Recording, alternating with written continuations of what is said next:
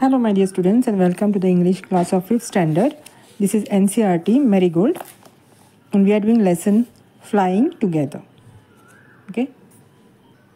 तुम्ही नवीन असाल चॅनलसाठी तर प्लीज सबस्क्राईब करा चॅनल, कारण तुम्हाला पुढचे लेसन्स मिळतील. आणि प्लेलिस्ट याच्यामध्ये सगळे लेसन्स आहेत 5th स्टँडर्ड इंग्लिशचे, त्याची लिंक मी डिस्क्रिप्शन बॉक्समध्ये दिलेली आहे. आणि प्लीज शेअर करा हा व्हिडिओ तुमच्या फ्रेंड्ससोबत आणि तुमच्या क्लासच्या ग्रुपवर. Okay, so let's start with the lesson flying together.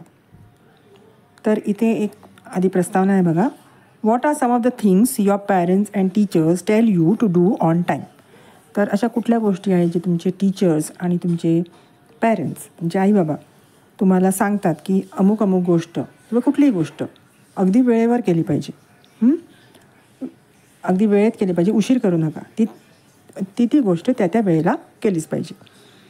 तर त्यातल्या कुठल्या गोष्टी आहेत अशा की get up in the morning, सकाळी एकाच वेळेला उठलं पाहिजे, रोज एक वेळ उठायची ठरवली पाहिजे. का आज सकाळी मग उद्या उशिरा उठलो असं नाही करायचं. दुसरं म्हणजे homework, to do the homework on time. Then pack your school bag, तुमची स्कूल बॅग आदल्या दिवशी रात्रीच पॅक करून ठेवायची. ओके, दुसऱ्या दिवशी सकाळी घाई नाही करायची. अशा खूपशा गोष्टी आहेत जे वेळेत करायच्या असतात. तर अशा ह्याच थीमवर, याच टॉपिकवर हा लेसन आधारलेला आहे. Okay, what happened when you didn't do as they asked you to do. आणि तुम्ही त्यांचं ऐकलं नाही तर काय घोळ होतो, काय त्रास होतो, हे या लेसनमध्ये एक उदाहरण दिलं आहे पक्ष्यांचं, त्याच्यावरून ठरवलं आहे. Okay, so let's start with the lesson. Deep in a forest stood a very tall tree. तर एक डीप फॉरेस्ट होतं, डीपमध्ये एकदम घनदाट जंगल. Okay, deep in the forest किंवा फॉरेस्टच्या खूप आत गेल्यावर तिथे एक खूप उंच झाड होतं. Deep in a forest stood a very tall tree. Stood म्हणजे होतं, उभं होतं, तिथे होतं. Its leafy branches spread out like strong arms. तर त्याच्या फांद्या खूप मोठ्या होत्या. ओके, एकदम एका हट्ट्या पैलवान माणसाचे हात कसे असतात तशा त्याच्या फांद्या खूप मोठ्या होत्या आणि त्याला खूप हिरवीगार म्हणजे खूप पानं होती. लिफी म्हणजे खूप पानं असलेली. सो लिफी ब्रांचेस म्हणजे फांद्या. स्प्रेड आउट म्हणजे ते अशा पसरल्या होत्या, स्प्रेड झाल्या होत्या लाईक स्ट्रॉंग आर्म्स, अगदी शक्तिशाली हातासारख्या ते दिसत होते. This tree was a home of a flock of wild geese. Geese म्हणजे हौस, रानात राहणारे हौस पक्षी असतो ना, हौस पक्षी, ते पक्षी पण हे रानात राहणारे रानटी हौस, wild geese. This tree was a home for a flock of wild geese. Flock म्हणजे कळप, ग्रुप. तर ह्या झाडांवर हे हौस राहत होते, हे वाईल्ड गीज राहत होते. सिंग्युलर म्हणजे गूज आणि प्लुरल म्हणजे गीज, खूप होते म्हणून गीज म्हणतात. एक असतं तर गूज, एक हौस आणि बरेच हौस. They felt safe there. त्यांना तिथे सेफ वाटत होतं, त्यांना त्या झाडावर अगदी सुरक्षित, सेफ वाटत होतं. One of the geese was a wise old bird. त्यांच्यामध्ये एक वयस्कर म्हणजे हौस होता, त्यांच्या एका कळपामध्ये आजोबा होते. Okay, one of the geese was a wise old bird. आणि ते खूप हुशार होते, त्यांच्या वयाने मोठे असल्यामुळे ते खूप हुशार होते. तर ही noticed a small creeper at the foot of the tree. तर त्यांना एक वेल, क्रीपर म्हणजे झाडावर चढणारी एक वेल दिसली छोटीशी झाडाच्या मुळाशी, at the foot of the tree. Okay, they saw small creeper म्हणजे वेल at the foot of the tree. He spoke to the other birds about it. तर त्याच्याबद्दल त्यांनी बाकीच्या पक्ष्यांसोबत बोलायला लागला. तर do you see the creeper. त्यांना विचारलं की तुम्हाला दिसतंय का ते झाड, ती वेल दिसते का, त्यांना विचारलं. तर बाकीचे म्हणाले आणि ते म्हटले की लेट्स डिस्ट्रॉय इट. ओके, आपण त्यांना ती काढून टाकूया, आताच फेकून देऊया. तर बाकीचे हंस म्हणाले की व्हाय मस्ट वी डिस्ट्रॉय इट, आपण का ते काढून टाकायचं. आज द गीज इन सरप्राईज. एक हंस म्हणाला, one of the geese said, किंवा त्या सगळ्या not one of the geese, सगळेजण म्हणाले की why must we destroy it, आपण का डिस्ट्रॉय करायचं ते. इट इज सो स्मॉल, ते तर किती छोटं आहे. What harm can it do. ते आपल्याला काय धोका आहे त्याच्यापासून, ते आपल्याला काय हार्म करू शकणार, काय त्रास देणार आपल्याला, काय नुकसान देणार आपल्याला. तर माय फ्रेंड्स, असा तो वयस्कर हंस म्हणाला, my friends replied the wise old bird. Wise म्हणजे हुशार. ओल्ड बर्ड म्हणाला की that little creeper will soon grow. ती छोटीशी वेल जी आहे ती लगेच मोठी होणार. As it creeps up this tree it will become thick and strong. आता ती झाडाला कवर करणार, वेटाळे घेणार, झाडाच्या भोवती जाणार आणि ती खूप स्ट्रॉंग आणि त्याचा बुंदा खूप मोठा होणार. It will become thick. Thick म्हणजे जाड होणार आणि खूप स्ट्रॉंग होणार.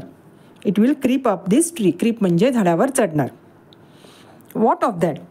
तर काय झालं त्यातलं. मग ते बाकीचे सगळे गीज म्हणाले. Okay. What harm can a creeper do to us. एक साधीशी चढणारी वेल आपल्याला काय हार्म करू शकणार आहे, आपलं काय नुकसान करणार आहे. तर डोंट यू सी, तो म्हणाला. Replied the wise bird. ते आजोबा म्हणाले तुम्हाला दिसत नाही आहे का. With the help of that creeper, त्या वेलीच्या मदतीने it will be possible for someone to climb this tree. कोणीही हे झाडावर चढू शकेल. त्या क्रीपरला पकडून, त्या वेलीला पकडून या झाडावर कोणी पण आरामात चढू शकेल. अ Hunter can come up and kill us all. तर एक हंटरसुद्धा वरती येऊ शकतो आणि आम्हाला सगळ्यांना मारून टाकू शकतो. एक शिकारी जर वरती आला तर तो आपल्या सगळ्यांना मारून टाकू शकतो. तर तो गूज म्हणाला. तो old goose said this. Well there's no hurry. बाकीचे म्हणाले, the other geese said well there's no hurry. काही घाई नाही आहे. The creeper is very small. It would be a pity to destroy it now. ते झाड, ते वेल खूप छोटी आहे. आत्ताच त्याला मारायला म्हणजे बरं वाटत नाही आहे.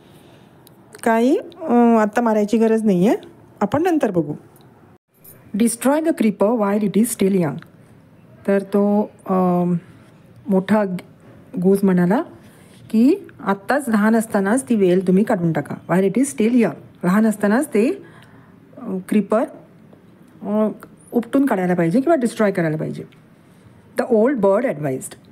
नाव it is tender and you can cut it easily. तर आता ते नाजूक आहे, म्हणजे जून झालेलं नाही आहे, कोवळं आहे, त्यामुळे आत्ताच तुम्ही ते कट करू शकाल easily. Okay. It is tender. Tender म्हणजे कोवळं आहे. टेंडर म्हणजे कोवळं. It is tender and you can cut it easily.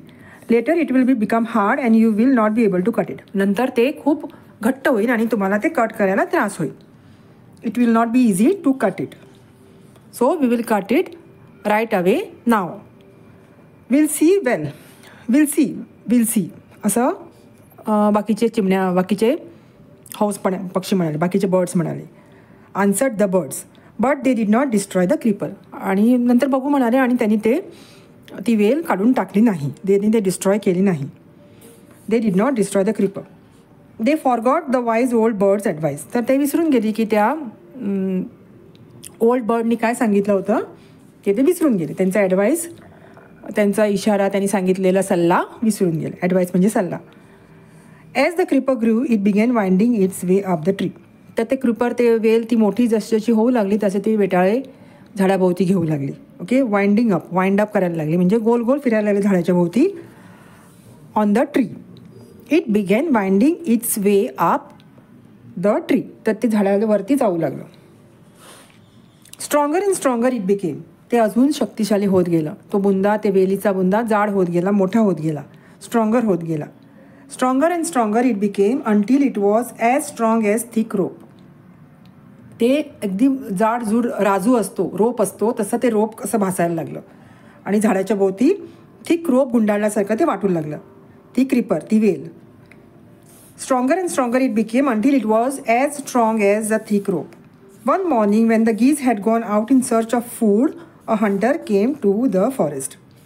तर एका सकाळी हे जेव्हा सगळे पक्षी बाहेर जेवण बघायला किंवा जेवण मिळतं का कुठे शोधायला गेले होते. In search of food, had gone out in search of food. A hunter came to the forest. एक शिकारी रानामध्ये आला. So this is where the wild geese live. तर तो त्या झाडाकडे बघून म्हणाला, हां, तर इथे राहतात फक्त ते सगळे पक्षी, ते सगळे हंस, रानटी हंस इथे राहतात. तर so this is where the wild geese live. He said to himself. स्वतःशीच पुटपुटला. When they come back in the evening I shall catch them. तर ते संध्याकाळी जेव्हा झाडावर परतणार सगळे पक्षी तेव्हा मी त्यांना पकडणार. I will catch them. The Hunter climbed up the tree with the help of the creeper. तर ते वेलीच्या सहाय्याने तो झाडावर चढला. त्या जी वेल कापून टाकायची होती ती ज्या पक्ष्याने कापली नाही, त्या हंटरचं ऐकलं नाही, त्याच वेलीवरनं हे सगळे वरती चढले. हा हंटर वरती चढला. Okay. With the help of the creeper he climbed up the tree. He got to the top and spread his net there. तो वरती चढला आणि वरती त्याने जाळं पसरवलं. ओके. आणि नंतर तो खाली उतरला. Then he climbed down and went away. आणि निघून गेला. जाळं टाकलं झाडावर आणि तो निघून गेला. In the evening the geese return home. संध्याकाळ झाल्यावर ते सगळे पक्षी परत आले आपल्या घराकडे म्हणजे झाडावर. They did not notice the net. त्यांना ते जाळं दिसलं नाही. As they flew into the tree they were trapped. तर ते झाडाकडे परत आले आणि झाडावर बसायला गेले तेव्हा त्यांचे पाय त्या जाळ्यामध्ये अडकले. They were trapped. Okay. They struggled hard to get out but could not. त्यांनी खूप प्रयत्न केले, फडफड केली त्या जाळीतून सुटण्याची, पण ते त्या जाळीतनं बाहेर येऊ शकले नाही, ते सुटू शकले नाही. But could not. They struggle केले त्यांनी खूप. They struggled hard to get out but could not. Help help म्हणून ते ओरडायला लागले. Cried the geese. We are caught in the hunter's net. Oh what shall we do. आम्हाला help करा, आता आम्ही त्या शिकाऱ्याच्या जाळ्यामध्ये अडकलो आहोत. आता आम्ही काय करू. What shall we do. We are caught. आम्ही अडकलो आहोत इन द हंटर्स नेट. त्या शिकाऱ्याच्या जाळ्यामध्ये आम्ही अडकलो आहोत. डोंट मेक अ फास नाव. आता गोंधळ करू नका. आता मोठा गडबड करू नका, फस करू नका. आता काही उपयोग नाही. मी जेव्हा तुम्हाला सांगत होतो तेव्हा तुम्ही माझं ऐकलं नाही, असा तो ओल्ड बर्ड म्हणाला. Don't make a fuss now said the wise old bird. Long ago I told you to destroy the creeper. खूप आधी मी तुम्हाला सांगितलं होतं की ती वेल आपण काढून टाकूया, डिस्ट्रॉय करूया, ती क्रीपर आपण डिस्ट्रॉय करूया, पण तुम्ही तसं केलं नाही. But you did not. Now see what has happen. आता बघा काय झालं आहे. Tomorrow morning the hunter will come back and kill us all. उद्या सकाळी तो शिकारी येणार आणि आपल्या सगळ्यांना मारून टाकणार. We were foolish. आम्ही मूर्ख होतो. वॅप्ड द बर्ड्स. रडत रडत. वॅप्ड म्हणजे रडताना, रडणं. रडत रडत बाकीचे पक्षी म्हणाले, आम्ही मूर्ख होतो. We were foolish. We are very sorry we did not listen to you. आम्हाला माफ करा, आम्ही सॉरी आहोत की आम्ही तुमचं ऐकलं नाही. We did not listen to you. Please tell us what to do. Please आम्हाला सांगा काय करू. Then listen carefully. तर मग ऐका नीट. ओके. केअरफुली नीट ऐका. Replied the wise bird. तो ओल्ड पक्षी म्हणाला. When the hunter comes you must all pretend to be dead.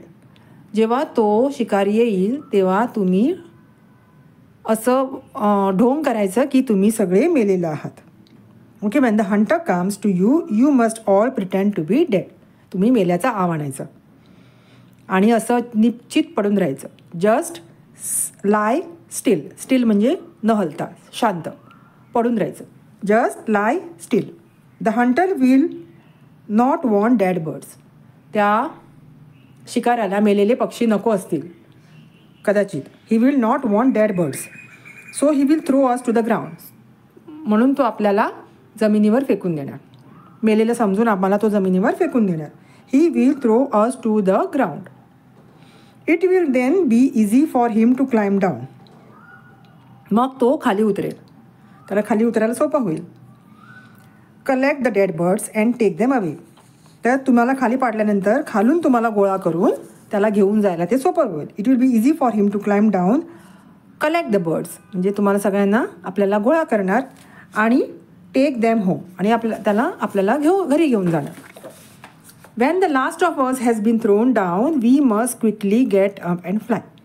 तर आपल्यापैकी सगळ्यांना खाली पाडल्यानंतर एकही पक्षी झाडावर राहता कामा नये. आपल्यापैकी सगळे पक्षी खाली त्याने फेकल्यावर आपण सगळे खाली आल्यावर आपण क्विकली म्हणजे लगेचच उडून आकाशात उडून जायचं. Okay. We must quickly get up. आपण उठायचं आणि फ्लाय करायचं. आपण सगळ्यांनी जागे व्हायचं आणि उडून जायचं. वी मस्ट क्विकली पटकन get up and fly away. In the morning the hunter came to the tree. तर ठरल्याप्रमाणे दुसऱ्या दिवशी सकाळी तो शिकारी आला झाडाजवळ आणि झाडावर चढला. He climbed up. He looked at the geese in the net. त्याने त्या सगळ्या पक्ष्यांना, गीजना जाळ्यामध्ये अडकलेलं बघितलं. They are all dead. हे सगळे तर मेलेले आहेत म्हणाला तो. ही मटर्ड टू हिमसेल्फ. मटर्ड म्हणजे पुटपुटला, स्वतःशीच पुटपुटला. He muttered to himself. He threw them out of the net one by one. तर तो एक एका पक्षीला त्या जाळ्यामधनं काढून खाली फेकायला लागला. One by one. He threw them out of the net one by one. The birds lay still until the last one had been thrown down. तर ठरल्याप्रमाणे सगळे पक्षी अगदी मेल्याप्रमाणे जमिनीवर पडू लागले. जमिनीवर पडल्यानंतर ते स्तब्ध राहिले तिथेच, अगदी मेल्यासारखे. Birds lay still until the last one had been thrown away. शेवटचा पक्षी खाली येईपर्यंत ते तसेच पडून राहिले. Then all at once they got up. नंतर शेवटचा पक्षी खाली पडल्यानंतर अचानक ते सगळे जागे झाले आणि उठले आणि त्यांची पंख फडफडवले आणि उडून गेले. Flapped their wings and flew away. The hunter was taken by surprise. तो शिकारी आश्चर्यचकित झाला. From the top of the tree he watched all the geese fly away. तर झाडावरती बसून सगळ्या पक्ष्यांना उडताना तो बघू लागला. Okay. From the top of the tree he watched all the geese fly away. तर अशी ही हा लेसन आहे की मोठ्यांचं सांगितलेलं आपण नेहमी ऐकायचं आणि वेळेत कामं करायची. त्या वेळेला ती कामं करायची. उशीर झाला तर आपल्याला नुकसान होऊ शकतं. तर स्टुडंट्स, तुम्हाला काही प्रश्न असतील तर मला कमेंट बॉक्समध्ये कमेंट करा. आणि प्लीज हा व्हिडिओ तुमच्या क्लासमधल्या सगळ्या मुलांसोबत शेअर करा. सगळ्यांना त्याची मदत होईल. आणि याची लिंक, प्लेलिस्ट ज्याच्यामध्ये सगळे लेसन्स असतात 5th स्टँडर्डचे इंग्लिशचे, त्याची लिंक मी डिस्क्रिप्शन बॉक्समध्ये दिलेली आहे. Okay. So I will be back with the next lesson in the next video. Till then, take care and bye bye.